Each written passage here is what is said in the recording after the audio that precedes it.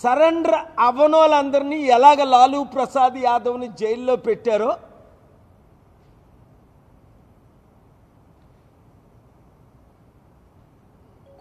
మనకు తెలిసిందే.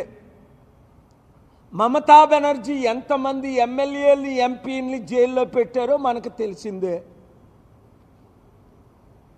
ఈరోజు జగన్మోహన్ రెడ్డికి బీజేపీ వైసీపీ ఎంపీ అయిన ఆర్ కృష్ణయ్య రాజీనామా చేయించక ముందే నేను చెప్పాను, ఆర్ కృష్ణయ్యని బీజేపీ తొత్తుగా వాడుకుంటారు అని. జగన్మోహన్ రెడ్డి రూపాయి తీసుకోకుండా ఆర్ కృష్ణయ్యకి 500 కోట్లు విలువైన ఎంపీ రాజ్యసభ సీట్ ఇస్తే అప్పుడు జగన్ను ప్రశంసించాడు. ఇప్పుడు బీజేపీ దగ్గర 1500 కోట్లు డీల్కి ఇప్పుడు తెలంగాణ ఆంధ్రప్రదేశ్ రాష్ట్రంలో ప్యాకేజ్ స్టార్లైన శర్మిల పవన్ కళ్యాణ్ లాగే చిన్నోడు ఒకడు కొత్తోడు వచ్చాడు, ఆడి పేరు తీర్మాన్ మల్లన్న. వాడి మీద అనేక రౌడీ షీటర్ కేసులు ఉన్నాయి.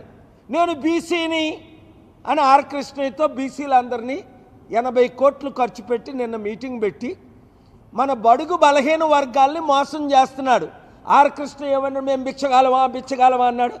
చంద్రబాబుతో భిక్షం అడిగాడు, కేసీఆర్ని భిక్షం అడిగాడు, వైసీపీని భిక్షం అడిగాడు, ఇప్పుడు బీజేపీని భిక్షం అడిగి బీసీలని తాకట్టు పెట్టేశాడు. వాడి శిష్యుడే తీర్మాన్ మల్లన్న, దానికి రుజువే నిన్న తెలంగాణలో మీటింగ్. బీసీలారా మనం అమ్ముడు పోవాలా? 60% ఉన్నోళ్ళవి నేనున్నాను కదా.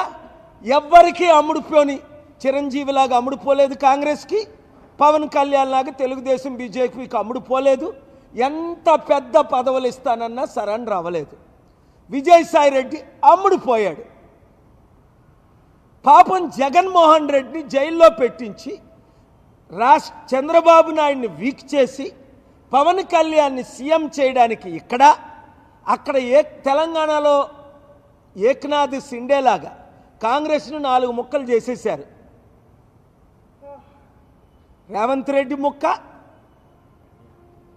జగ్గారెడ్డి ముక్క, పొంగులేటి శ్రీనివాసరెడ్డి ముక్క, బట్టి విక్రమార్క ముక్క. ఈ 4 15 ఎమ్మెల్యేలని ముక్కలు చేసి తెలంగాణలో బీజేపీ గవర్నమెంట్ ఫార్మ్ చేయడానికి ఇప్పుడు కేసీఆర్ కూడా బీజేపీతో చేతులు కలిపాడు. ఇంకా అందరూ ఇలాగ అమ్ముడుపోతే, అందుకనే కేసీఆర్ గారికి చెప్పాను, అవసరమైతే నా మద్దతు ఉంటుంది, మీరు బీజేపీలో కలవకండి, కవితని జైల్లో ఉన్నాయండి, ఇంకా 10 మందిని జైల్లో పెట్టియండి, కేటీఆర్ని జైల్లో పెట్టియండి. నీతి నిజాయితీ ఉన్నవారు అమ్ముడుపోరు. విజయసాయిరెడ్డి అమ్ముడుపోయాడు, తలకు నొప్పై కూర్చున్నాడు. జగన్ తమ్ముడు